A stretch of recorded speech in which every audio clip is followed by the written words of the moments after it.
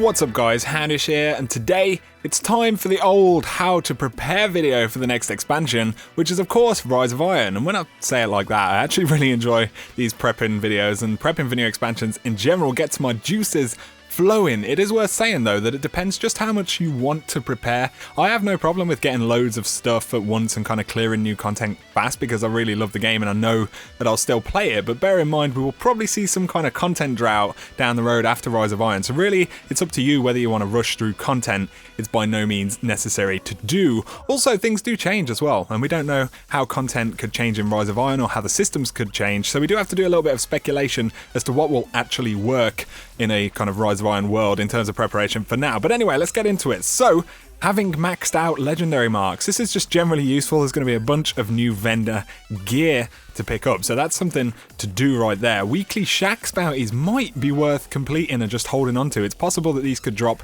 new gear after the update. Of course, this is not guaranteed. Things could change depending on the systems. They will give you rep though, hopefully, so that'd be pretty awesome. The trials bounties do have legendary marks included with them as well, so if nothing else, you could have a stack load of legendary marks available for new vendor gear after the expansion, so you can spend a bunch, then use the bounties, have a bunch more available. And if you really wanted to, you could also hold on to gunsmith orders or just legendary engrams to break down for more marks in week 1. On the subject of gunsmith though, level it up. Of course, we saw quests at different ranks inside of the Taken King, so maybe we'll see more quests at higher levels now inside of Rise of Iron. If you have the time, try and get closer to something like rank 10. Also, you can edge your rank and hold on to some finished test weapons to level up after Rise of Iron drops. You could of course get some of that sexy new Nadir stuff. You never know. Up next is to edge your factions, including Vanguard and Crucible, and we all know this by now. It's pretty useful to be able to level up fast and hopefully get some new gear. Something that you could try is to get a faction package, not open it,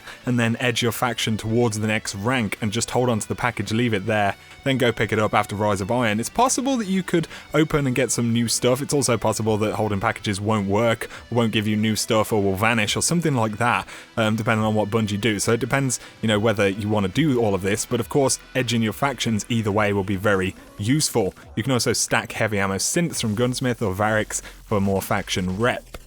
Up next, of course, stack up your strange coins and maybe some 3 of coins as well for the first week. We don't know if 3 of coins will change in Rise of Iron. Either way, if they don't change, you'll have some 3 of coins before Xur arrives in the first week. And if they do change, then Bungie will almost certainly give them some other purpose like rep or XP gains or something like that. If you've got loads of coins and not much to spend them on now, it's not really gonna hurt. And then of course, saving exotic engrams, and we really don't know what's gonna happen with this one. It is possible that higher light level stuff could drop since we're keeping the current infusion system, and so far in Destiny stuff tends to be defined by the year, so we had year 1 and then year 2 stuff, but Rise of Iron, they're not really talking about it and calling it year 3, and also you have to own the Taken King, so this is a pretty interesting possibility, because if this works anything like the April update did, then these will be valuable because they were back in the April update. It's another one of those things. It depends how much prep you want to do and how much effort you want to put in. For me, I don't have loads of other stuff to do in Destiny right now, so it just makes sense to give myself as many opportunities